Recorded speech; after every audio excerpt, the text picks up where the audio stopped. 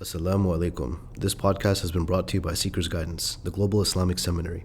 Help us spread the light of prophetic guidance to millions around the world by becoming a monthly supporter.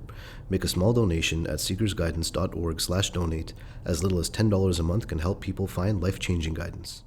La ilaha illallah Muhammad Rasulullah. When one makes dua, one must have certitude, but at the same time, it feels like one is making demands of Allah subhanahu wa ta'ala if they're certain about it being granted. So is that proper adab, or what is the proper adab with how one feels with dua? Very beautiful question. These types of questions, mashallah, that indicate that someone is really doing the right thing, mashallah. If these are the type of questions that they're having. What I've always understood from my teachers about making dua wa anta muqin bil ijaba is that you are certain that Allah subhanahu wa ta'ala is going to answer your prayers, means is that you're not placing demands upon Allah. And in the Arabic language is that one of the meanings of the command is that min al-asghar ila al-a'la. So someone that is in relation to Allah subhanahu wa ta'ala ultimately nothing, is that you're that it's on the contrary. By putting your request to your Lord and petitioning Him subhanahu wa ta'ala, you are showing that you're in absolute need.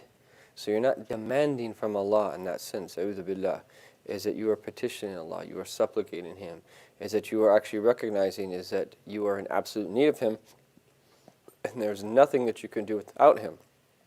And so you're putting your request to your Lord, being completely humble and realizing that you have absolutely nowhere to turn and you're in absolute need of your Lord subhanahu wa ta'ala, and hoping is that Allah tabarak wa ta'ala that responds to that dua.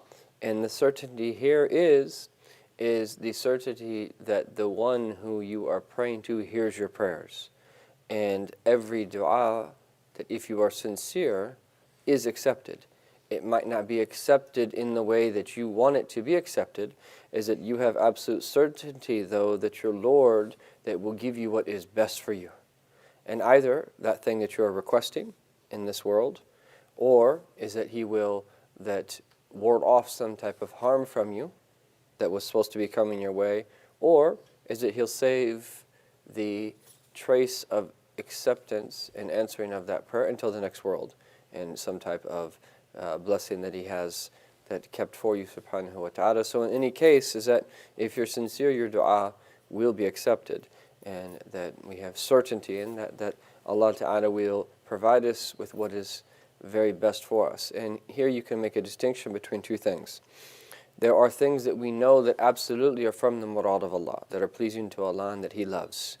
And these things that when you ask for them, that you ask for them in and of themselves. In other words, is that we know that Allah wants us to be a person of taqwa, for instance. We know that He wants us to have traits of good character. There are things that we know that He wants from us. We know that Allah Ta'ala that wants us to ask for paradise. Those things, you ask for them, that absolutely, that I give you those things. Okay? And that as for that other things, is that when we don't know 100% whether they are what's best for us. For instance, a new job, or to move into a new area, or that particular person that we're thinking about marrying, or whatever it might be. That's something that you actually do not know, is it 100% in your best interest or not? The etiquette, while that you have certainty that Allah subhanahu wa ta'ala will provide you with what's best for you, is that you assign your affair over to your Lord. You have what's called tafweed. Is that you can ask for that thing as long as it's something that is permissible, but you leave a space in your heart to assign your affair over to your Lord, Ya Rab, if this is what is best for me. And then if we have these etiquettes, inshallah, I think this is how we can join between those two meanings, inshallah.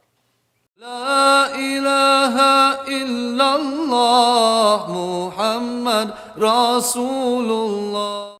Thank you for listening. This podcast was brought to you by Seekers Guidance, the global Islamic seminary.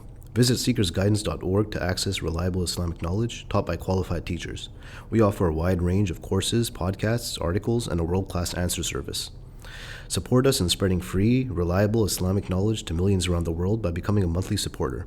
Visit SeekersGuidance.org/donate and make a small monthly commitment today. Our beloved Prophet, peace and blessings be upon him, said, "Whoever guides someone to goodness will have a similar reward."